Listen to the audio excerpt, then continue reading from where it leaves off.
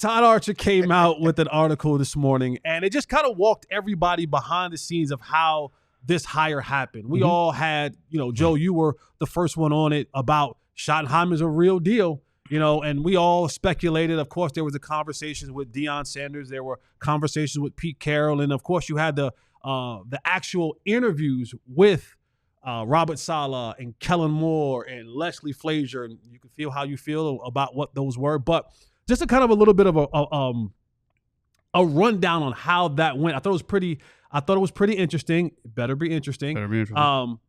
That when you look at this article and the timeline from it, you hear always Jerry Jones. You hear always Stephen Jones. Mm-hmm. But the name that comes up that was really kind of like, hey, let's take a look at this guy. Mm-hmm.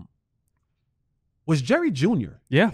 Jerry Jr. was one of the guys who came to his dad and said, hey, if we're going to make this search and we're kind of like, casting our net not wide, we're not really going for the big time candidates. We're not going for the AGs of the world, Aaron Glenn's or the Slowicks or the Ben Johnsons or Liam Cohen's. If we're not going to do that, then we need to look within our building. And they initially had brought in Brian Schottenheimer to interview as the offensive coordinator.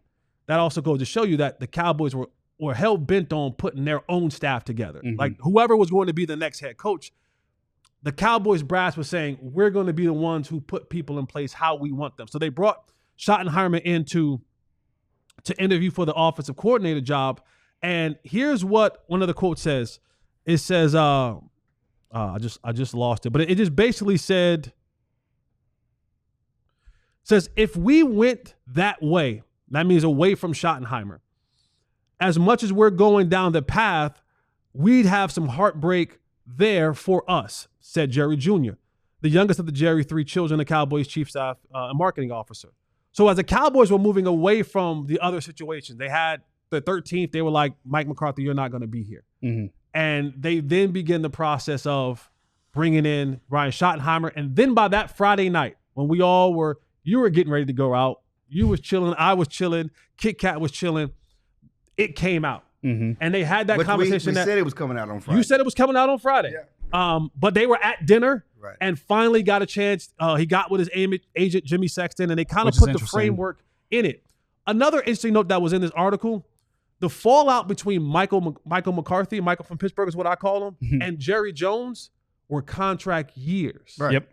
Michael wanted 5 years. Yep. Jerry wanted 3. And so I guess he came to a consensus with 4 years with the new head coach, Brian Schottenheimer. But Jimmy Sexton got the framework in it, and then they moved on from there. Here's where we stand today with Brian Schottenheimer being the new head coach. I'll start with you, Clarence. Are you shocked to hear that Jerry Jr.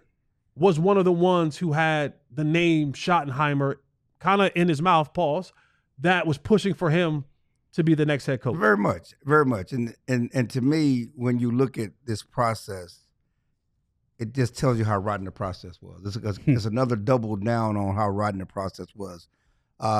Number one, when we talk about them interviewing a offense coordinator and trying to put an offense coordinator in place for whoever the head coach is, that's not how it's supposed to go. Mm-hmm. That's not how your head coach should decide who's going to run his offense. The offensive coordinator should be beholden to the head coach. Okay, that's his right hand man. Okay, that's not how it should go.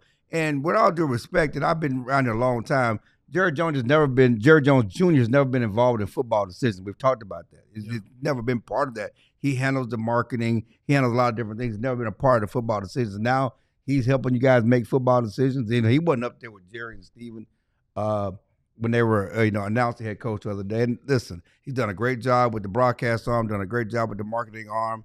He's been a part of putting the stadiums together. Certainly was a big part of the marketing for the Star and everything else, but now he's been involved. And again, this is another example of the Cowboys mixing everything together. This whole gumbo of what they're doing. Joe, you were talking about in your initial approach to this, some of the uniqueness by it and how Brian Schottenheimer was a guy who, once he got in front of the room, he would be good in front of the room. And a part of the article says that when they begin to talk about him, they talked about his phrase was, continuity through the change. Yeah. And they said they met with him the first time and they were like, okay, like I like what he's saying. And then they brought him back again and said, tell me about your offensive, defensive philosophy. Tell me about your head coaching. But it was that statement of continuity through the change that really was a selling point for Jerry Jones.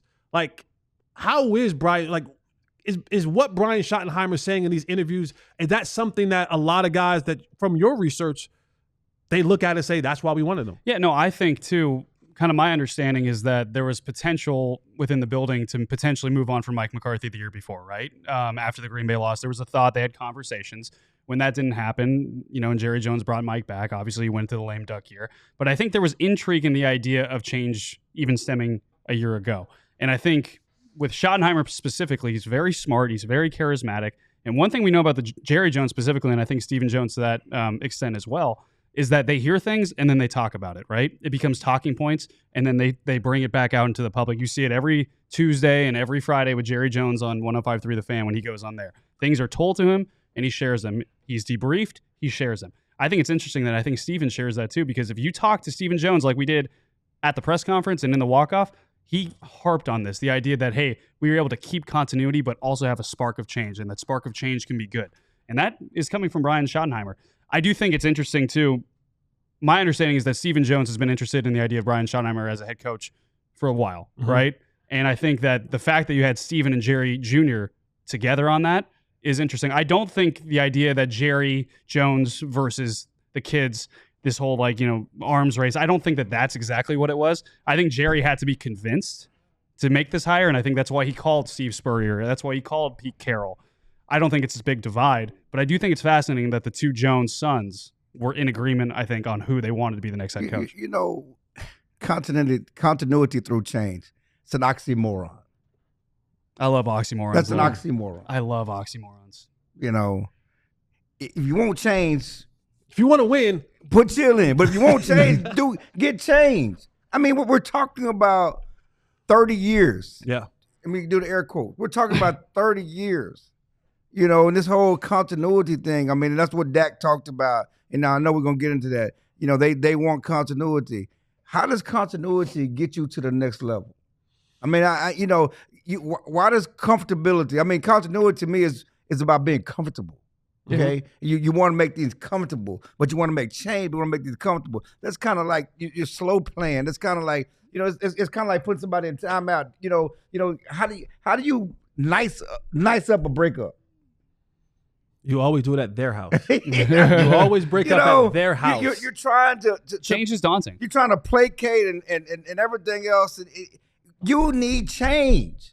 You're trying to do something you haven't done before. It's like Michael Irvin taught. What's the definition of insanity? Doing the same thing and expecting a different result, regardless of change.